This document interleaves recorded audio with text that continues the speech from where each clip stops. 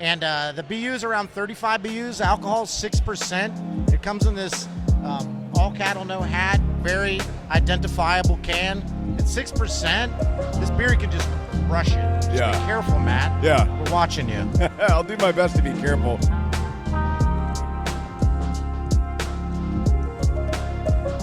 All right, welcome in. Here we are. It's another episode of Sippin' on the Road. Matt McClearin with the ticket here, hanging out with you guys. And today, you will find us at Revolver Brewing, which is out here in Granbury. Now, for those of you that may not know, Granbury, about 30 minutes southwest of Fort Worth. So we are all the way out here. Beautiful facility, huge place. Revolver's been doing it a long time in the North Texas beer scene. And today, we have PJ and Derek with Revolver Brewing hanging out. As you can see, got some beautiful beers that we're going to try. Absolutely. So let me ask you guys, because I can't remember, but I know Revolver's been around a long time. Yeah. What year did we get going here in Granbury? 2012. 2012, okay. Yeah. That's kind of where the ball got rolling, and we were, I think at that point in time, I came on in 2015. Okay. So I'm not a day one. Yeah. But close. Yeah, close. I'm not a patient zero or anything. All right. But cool. we were kegging. I believe we sold somewhere around here is our first keg. Really? And it has the date that it was sold on there. Yeah. All right. So I'll take you by there and we can look at it. But we were just selling kegs. Then we got the bottling line, and then we expanded into Building 2, where the bottling line and bright tanks and everything are. Yeah. And then from there, we did Building 3 and then Building 4. And that's how kind of the expansion happened. And we got our 240 barrel tanks in, and we upgraded our brew house, and that's where we are today. And here we are, man, and they are putting out a lot of beer. I'm sure many of you have seen maybe one or two or maybe all four of the beers that we're going to go through today. So, PJ, let's start out here. And I know we've got the 817 Blonde that we're going to kick it off with. So tell me about this beer and what we're looking for. Yeah, absolutely. First, let me say cheers. Thanks for being here. Indeed. We really appreciate everybody. Glad Derek's here Cheers. with us. To all your fans, really appreciate it. So this is our 817 Blonde, and it's a two-row beer with some honey malt in it that just gives it a little bit of nice finish, crisp and sweet. And it's ideal for this type of weather, and especially the long summers here in Texas for sure. Pairs well with smoked meats, parties, pool parties, what have you. And what we've done is we've added a couple different hops to this. One is the Centennial, and that's really a bittering hop. Yeah. Really gives you that bitterness up at the front. And then we've added some Mandarina hop at the very end, and that's what gives it this pleasant note at the very end that you see. Yeah. Yeah. Yeah, and I think you can pick up a little bit of that sweetness from the honey malt, just a hint, which kind of makes it a little bit different than a lot of blondes that you would have that don't necessarily have that. That's really good. Minimal to none. Yeah. We wanted a little bit. Okay, yeah, very easy. Matt, do you mind if I say, as Derek mentioned, Revolver started in 2012 as a father-son combo, Rhett and Ron Kiesler's. Okay. And they hired a famous brewer in the brewing world. His name is Grant Wood. Mm-hmm. And real talent, and he's the one who invented Blood and Honey. We'll get to that beer eventually. But since they handed the reins over to a number of people, there's been so many people that have been a part of the success of all these beers. Yeah. Names like Megan Mayers and Matt Okarowski, Bryce Corner, Will Tubbs, Nick Bruno, Derek, of course, and our ex-president, James Gleaves, who's still around and just a real inspiration to all of us. So awesome. It would be a disservice not to mention all of the people that have helped push Revolver forward for us to be here today and taste all these beers for sure. Well, I'm glad that they did that because we're going to try some good stuff. And we already started with one that's fantastic. Again, this is the 817 Blonde, so look for that one.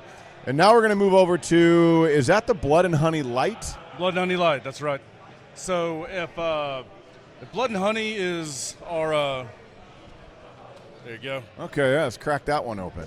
If Blood and Honey is our dressed up, like your OG kind of ready to go out, the beer that built a brewery, the kind of beer you want to have with a steak and some potatoes.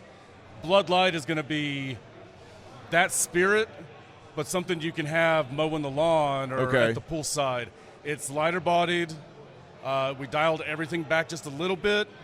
The orange shines through a little bit more. It's a little brighter tasting. and just way more crushable, way more sessionable. But the flavor is all still there. And nice. Wow. Yeah, and only 4.5% too. So nice, and 110 calories. Like I said, it's not gonna put you in the dirt like a 6-pack of Blood and Honey would either. You can get a 12-pack of it. Well, that's really good.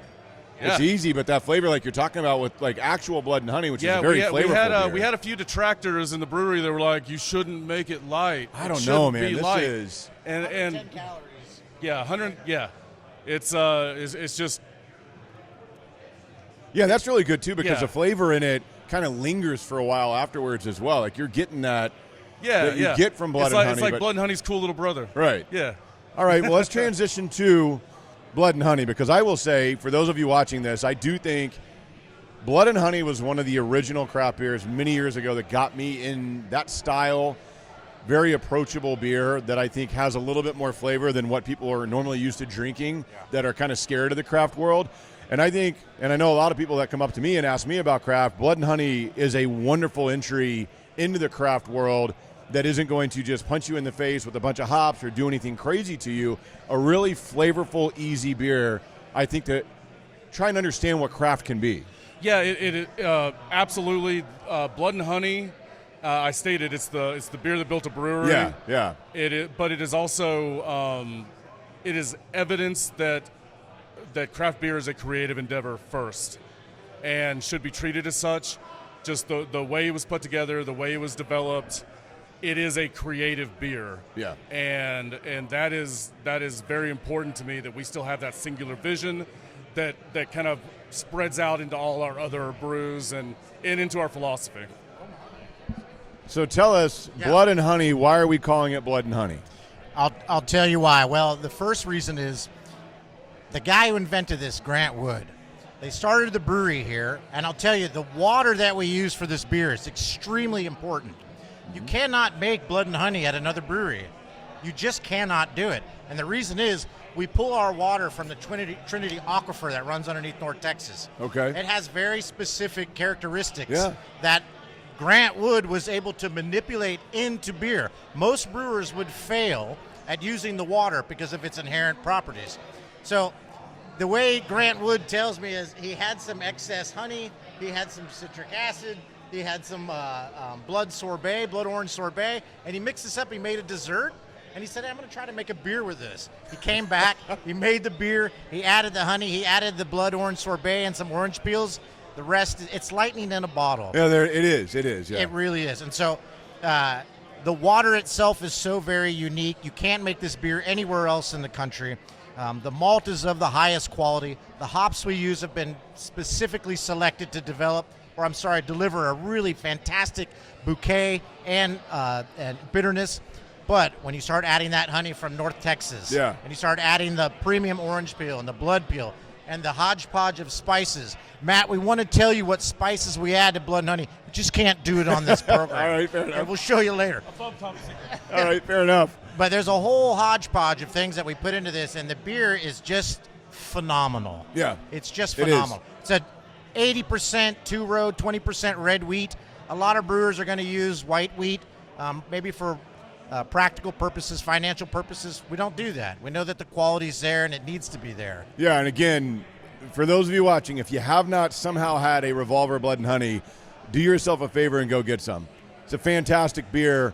Still, all these years later, that is still, again, one of those beers, I think, that if you're out and about and you walk into a bar or establishment, wherever you may be, sometimes that may be the only craft beer that you'll see. And that's always a go-to when you see that, man. It's just I don't think it's so exaggeration to say fantastic. that Blood and Honey, it really is like a Texas darling. Oh, 100%. 100%. It won over a bunch of people that usually only drank macro lagers and only, it was yellow bellies or nothing.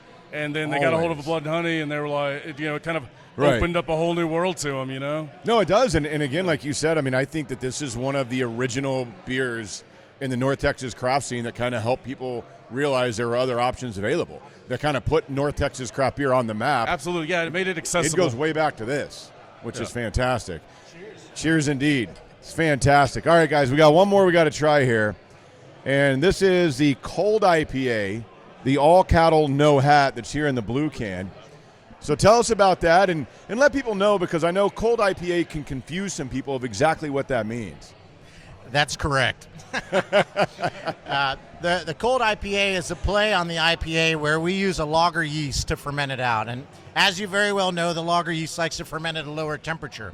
So when yeast ferments at a higher temperature, it can yield a lot of organic acids that lend itself to very citrusy notes, bitterness.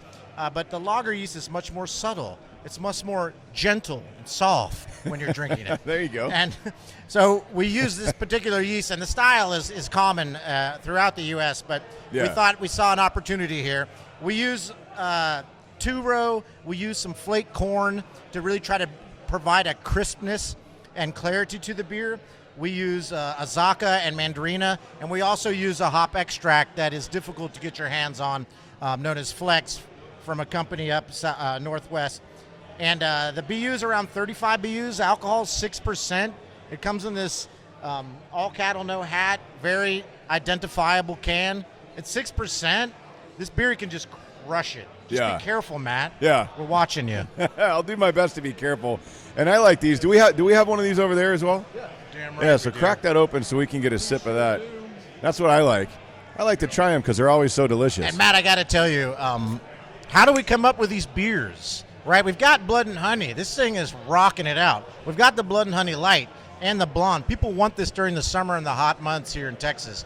But when we sit down and think about how are we going to innovate a new beer on hand, we sit down with guys like Derek. We sit down with guys like Nick Bruno, our brewing manager, who couldn't be here today. We sit down with our brewers. All right. We sit down and we ask ourselves, what can we do? What should we do? What is out there? And what do people want? Right. People like you, your program, the people that are here today, this is where we gather our inspiration and ideas, and then we execute. And we have the talent and the equipment to do it. Well, you guys are doing an awesome job, man. This is another fantastic entry. I appreciate it.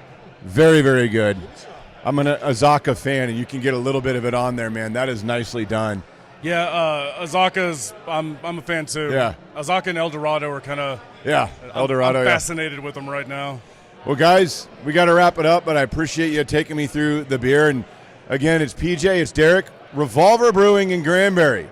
It may be a little out here, but you got to get out. It's a beautiful facility. Come see us. And they've been doing it right up there with the best of anybody in North Texas, almost as long as anybody in North Texas. So come on out and see us, and we'll talk to you next time on Sippin' on the Road.